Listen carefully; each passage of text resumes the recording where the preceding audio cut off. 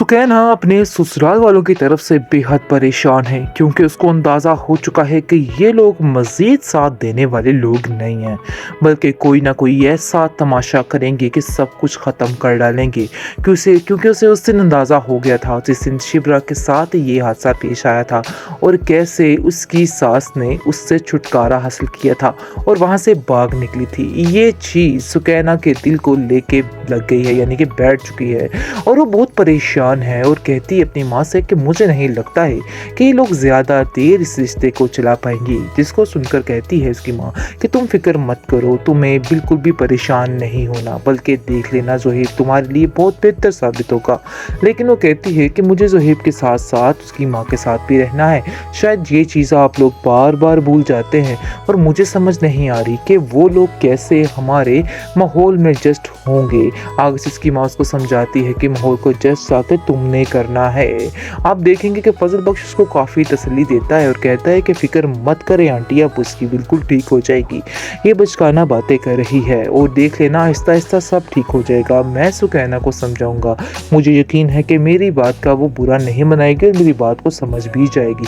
इस तरह से वो सुकैना के पास आता है और कहता है कि तुम क्यों इन सब लोगों की बातें दिल पे लगा के बैठ जाती हो, तुम फिक्र मत करो, सब कुछ ठीक हो जाएगा। मैं तुम्हारा साथ देने को तैयार हूँ, क्योंकि देख लेना कि अगर वो लोग यहाँ पे हमारी बात मान सकते हैं तो आगे चल के भी हमारे फर्मा बरदार ही रहेंगे। इसलिए तुम्हें इन सब बातों को लेके बिल्कुल भी परेशान नहीं होना है। देख लेना ज़ोहेब जो है वो बिल्कुल तुम्हारे साथ ठीक रहेगा और अगर वो ठीक ना भी रहा तो तुम्हारा भाई इधर है, तुम्हें परेशान होने की ज़रूरत नहीं है। मैं हर चीज़ को हैंडल कर लूँगा, सब कुछ ठीक कर लूँगा। सुकैना को बहुत ज़्यादा तसल्ली देता है और कहता है कि तुम फिक्र मत करो और बिल्कुल ईजी हो जाओ, कोई भी परेशानी वाली बात नहीं है। शिब्रा फजल बख्श कहती है कि इसका तो दिमाग खराब हो चुका है, पता नहीं क्या उटपटांग बातें सोचती रहती है और क्या क्या अपने जहन में घुमाती रहती है। अरे वे देखो, उस वक्त कोई भी होता तो साथ छोड़ के चला ही जाता, तो इसमें क्या हो गया, हम तो जानते हैं वो जान के कोई इस तरह की है, इसलिए परेशान होने वाली तो कोई बात ही नहीं है। और तुम क्यों बिला वजह परेशान हो रही हो, टेंशन ले रही हो इस बात की। इसको सुनकर आप देखेंगे कि कहना कहती है कि नहीं, तुम फजल भाई को ही देख लो, हर मोड़ पर हमारे साथ खड़े होते हैं।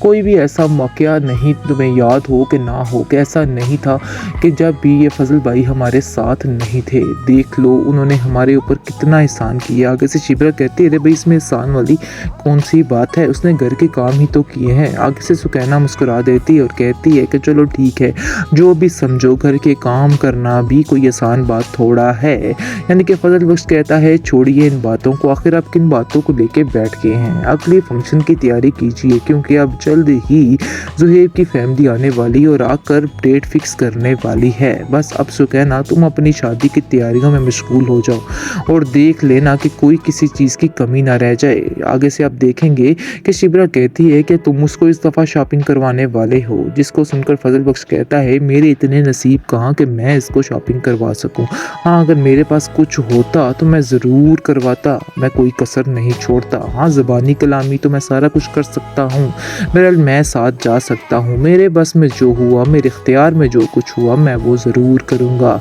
जिसको सुनकर सुकैना कहती है कि आपका इतना ही बड़ा है, फजल भाई ने इतना सोच लिया, ये भी बहुत बड़ी बात है, इसलिए आप लोगों को कुछ भी उन्हें कहने की ज़रूरत नहीं है और ना ही अंदर किसी और किस्म की बात करने की ज़रूरत है।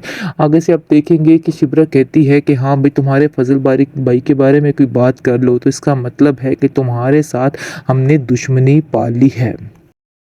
जी नाजरीन, तो फाइनली हो चुका है घर में गहमा गहमी का समा, क्योंकि हमारी शिप्रा बाजी घर आ चुकी हैं खैर से और फिर से वही हंटर वाली लाइफ गुजार रही हैं। यानी कि बिल्कुल भी सुधार नहीं आया, जिसकी वजह से उसकी माँ बहुत परेशान है और कहती है, शिप्रा तुम नहीं जानती कि तुम्हारी वजह से हमें कितनी जिल्लत उठानी पड़ी है, लेकिन तुम्हें अभी भी किसी बात की कोई परवाह नहीं है। अभी भी मैं तुम्हें कहती हूँ, अपने इन तरीक़ों को बदल डालो। अगर तुमने ये अपने तरीके ना बदले तो यकीन मानो कि ज़िंदगी बहुत मुश्किल हो जाएगी और मैं नहीं चाहती हूँ कि तुम्हारी वजह से तुम्हारी बहन सुकैना की ज़िंदगी तबाह हो जाए। जिसको सुनकर फजल बख्श कहता है कि मुझे समझ नहीं आ रही शिबरा की मामा कि आप इस तरह की बातें क्यों सोचती हैं, आपको ऐसी बातें नहीं करनी चाहिए, शिबरा का साथ देना चाहिए। शिबरा कुछ गलत नहीं कर रही है, जिसको सुनकर उसकी माँ कहती है कि तुम नहीं जानते फजल बख्श, ये दुनिया हम जैसे लोगों के लिए बहुत मुश्किल हो जाती है। हमें यहाँ पे ज़िंदगी गुजारने के लिए कुछ तौर तरीके, कुछ असूलों की ज़रूरत होती है। शिप्रा कहती है मैं यही असूल तो कायम करना चाहती हूँ। मैं आपको बताना चाहती हूँ कि हर वक्त एक जैसा नहीं रहता है। आप क्यों इस तरह की बातें सोचती हैं? फजल बख्श तुम ही समझाओ हमारी माँ को। हमारी माँ का तो दिमाग जो है चलता जा रहा है, यानी कि उन्हें तो बिल्कुल समझ नहीं आ रही, और खौफ के डर से, यानी खौफ से ये इतनी ऐसे हो गई हैं कि इनको समझ ही नहीं आ रही है कि सच का साथ देना ज़्यादा बेहतर है ना कि झूठ को उभारना। आगे से आप देखेंगे कि फजल बख्श भी काफ़ी परेशान है, क्योंकि अब वो मोल लेने वाला है दुश्मनी अपने बाप से, शिब्रा की वजह से। क्योंकि कहीं ना कहीं दाऊद को पता तो चल चुका है कि कोई ना कोई गड़बड़ तो ज़रूर है, जिसकी वजह से शमीर उस फैमिली के पीछे हाथ धो के पड़ चुका है और उसके ऊपर आँच भी नहीं आने दे रहा। बहुत कोशिशें कर ली सबने, लेकिन फिर भी कोई भी क्या कहते काम नहीं हो रहा है, कोई भी काम नहीं बन रहा। आखिरकार दाऊद को नीचा दिखाना पड़ रहा है। ये उसके लिए सबसे बड़ी हार है, और ये हार वो बर्दाश्त नहीं कर पा रहा है। जिस पर उसकी बेगम कहती है कि आखिर ये शिब्रा है कौन, क्यों ये लोग इसको इतना सर पे चढ़ा कर रख रहे हैं और आप भी उसके आगे खामोश हो जाते हैं।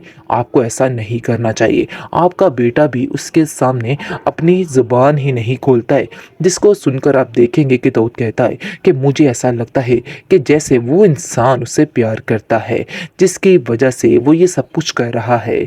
सुकैना घर में बहुत ज़्यादा उदास बैठी होती है और कहती है कि पता नहीं मेरी रुखसती कब होने वाली है, क्योंकि मुझे तो टेंशनें मज़ीद बढ़ा चुकी हैं।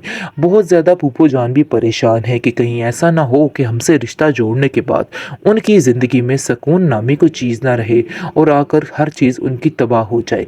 इस बात ने उसे खौफ में डाल दिया हुआ है, क्योंकि ज़ुहैब ने और उसकी माँ ने कई दफ़ा उसको फ़ोन किया है और कहा है कि अपनी बहन शिब्रा से बोलो कि तुम्हें ये तमाशे छोड़ने होंगे, वरना ज़िंदगी तुम्हारी भी मुश्किल हो सकती है और हमारी भी ज़िंदगी मुश्किल हो सकती है और हमारे रिश्ते पर भी फ़र्क पड़ सकता है।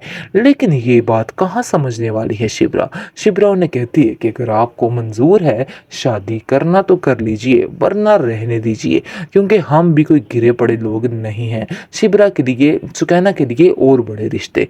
लेकिन कहाँ ये बात सुकैना भी जानती है। वो ज़ुहैब से बेहद प्यार करती है और कभी भी उसके साथ ऐसा नहीं कर सकती है और ना ही कभी ज़ुहैब को छोड़ सकती है। ये बात तो तय है कि वो रुखसत होगी तो सिर्फ़ और सिर्फ़ उसी के घर ही रुखसत होगी, और इस चीज़ का वादा कर दिया है शामिर ने और कहा है तुम परेशान मत हो, दाऊद आ जाए या वऊद आ जाए, कोई भी आ जाए, तुम्हारे रास्ते में कोई भी रुकावट नहीं बन सकता। तुम बिल्कुल बेफ़िक्र हो जाओ, सब कुछ ठीक हो जाएगा। देख लेना चंद ही दिनों में तुम्हारी रुखसती भी हो जाएगी। तुम्हें टेंशन लेने की कोई भी ज़रूरत नहीं है।